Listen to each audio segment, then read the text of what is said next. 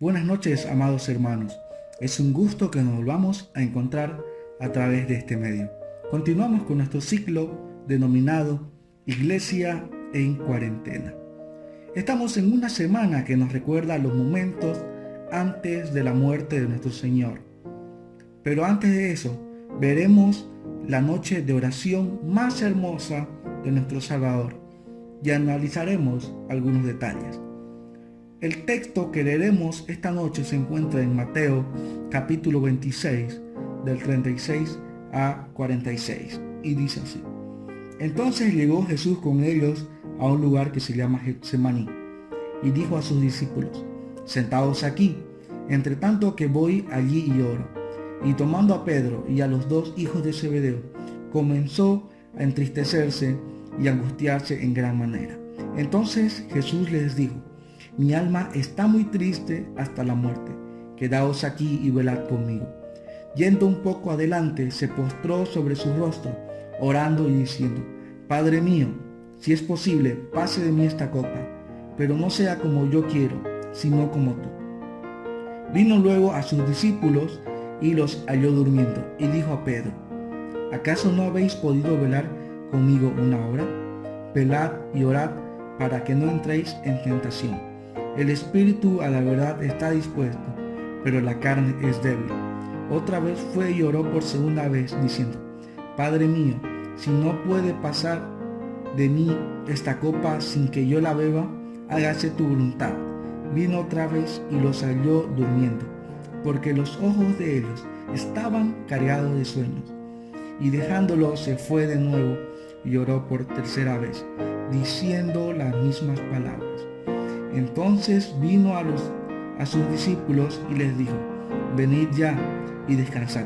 He aquí ha llegado la hora, y el Hijo del Hombre es entregado en manos de pecadores. Levantaos, vamos, ved, se acerca el que me entrega. Hermanos, podemos ver que este es un pasaje fuerte. Vemos a nuestro Señor en el huerto de Getsemaní, antes de su captura, antes del juicio de burla y antes de la ejecución. Es parte de la preparación del camino a la cruz, pero no solo la de él, sino de los discípulos, porque mientras que es una lucha que él debe atravesar, es una preparación de los discípulos, porque a partir de aquí van a recibir una lección muy profunda, pero también es una lección que nos mostrará cómo debemos aprender acerca de enfrentar la tentación, las pruebas y nuestra oración en medio de angustia. Empezamos con el versículo 36, donde nuestro Señor Jesús llega a Getsemaní, que significa literalmente lagar de aceite. Toma a tres de los discípulos, Pedro, Jacobo y Juan, y a los otros les dice: esperen allí mientras voy a orar. La palabra orar es algo más intenso, significa una oración intensa, derramar su corazón delante de Dios. Y el versículo 37 nos dice que él comenzó a llenarse de tristeza y angustia. Y el versículo 38, nuestro Señor exclama: Mi alma está muy triste hasta la muerte. Vemos que nuestro Señor tiene tristeza y una angustia inmensa. ¿Por qué es esta tristeza y angustia? ¿Acaso era porque Judas se acercaba y sería traicionado a quien él denominaba su amigo? ¿Era porque sabía que Pedro le negaría, que el Sanedrín lo condenaría, que Pilato lo sentenciaría? ¿Acaso era porque él sabía que sufriría y los soldados lo crucificarían? No cabe duda que todo esto estaba incluido. Pero hermanos, debemos entender que la tristeza y la turbación de su alma era por algo más profundo. Iba más allá de un pensamiento en la muerte. Al ir a la cruz era hecho uno de los pecadores. El castigo de la ira caería sobre él. Experimentaría la muerte que merecen los pecadores. sabía que todo el peso del pecado estaría sobre sus hombros.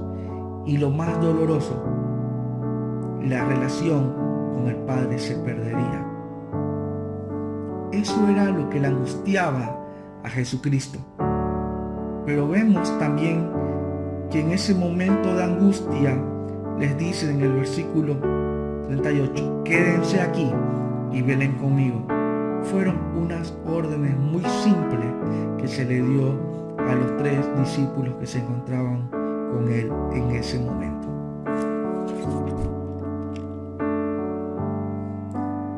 La palabra velar literalmente significa estar despierto. Jesús simplemente les decía, estén despiertos en mi compañía. Vemos el versículo 40, cuál fue la respuesta de los discípulos. La respuesta de ellos fue todo lo contrario a lo que se les pidió. Jesús, unos momentos antes, les acababa de decir que estaba tan triste que podía morir. Y la palabra es literal. Él podía morir de tristeza y a los discípulos no les importó. Estos hombres que en unos pasajes atrás se escandalizaron y dijeron que no se avergonzarían, que nunca le negarían y hasta darían su vida por él. Ahora estos hombres no pueden estar despiertos una hora cuando su Señor se los pide. En el versículo 43 vemos nuevamente que sucede lo mismo. Mientras él está orando intensamente, mientras derrama su corazón delante de Dios, ellos duermen. Hermanos, ¿cuán identificados nos podemos sentir con los discípulos en esa noche? Nuestro Señor Jesucristo solo les pidió que estén atentos a lo que sucedería y ellos no pudieron estar despiertos una hora con Él. Muchas veces hay un Getsemaní en toda nuestra vida. Pueden haber muchos de ellos, tal vez. Pueden haber experiencias, pruebas y tentaciones agonizantes. Tal vez una tristeza profunda. La hora oscura se acerca a nuestro alrededor, pero debemos orar como lo hizo nuestro Señor Jesucristo. La oración más hermosa que podemos ver en la Escritura. Padre mío, si es posible, pasa de mí esta copa, pero que no sea como yo quiero, sino tú. Padre mío, si no se puede pasar de mí esta copa sin que yo la beba, hágase tu voluntad. Decidí llamarla la oración más hermosa, porque en ella podemos ver una oración simple, pero a la vez muy profunda. Es una oración en el momento más crítico de Jesús. Un corazón humilde y confiado, comprometido con la voluntad del Señor. Es una oración íntegra y decidida a la voluntad del Padre. Una oración que no desea imponer su propia voluntad. En el momento más crítico no hay reclamo, no hay orgullo, no hay lugar para la soberbia. Solo hay completa dependencia de Dios. Es algo muy contrario a lo que muchos falsos maestros hacen en estos tiempos, donde quieren ordenar y creen que Dios es una máquina de cumplir deseos. Muchos que dicen que no aceptarán un no por respuesta, donde intentan declarar y profetizar en nombre de Dios, donde dicen que ellos tienen la solución para los problemas de las personas. Solo vemos soberbias en ellos, un gran contraste a la humildad de nuestro Señor Jesucristo, que dice, Señor, que se haga tu voluntad. Nuestro Señor Jesucristo empieza diciendo, Padre mío.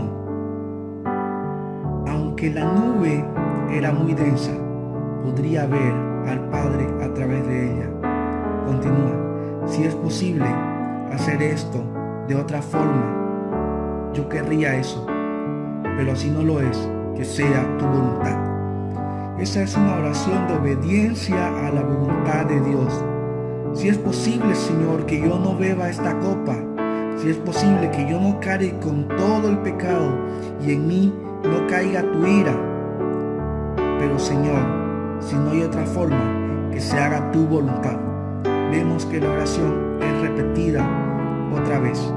No es vana repetición, sino prueba de que es un pedido sincero y confianza en el Señor. Es la oración más hermosa que podemos encontrar en el momento más oscuro de nuestro Señor Jesucristo. Una total dependencia de Dios. Aun Él siendo Dios, podía intentar imponer algo. Y Él decide: Padre, que solo te haga tu voluntad.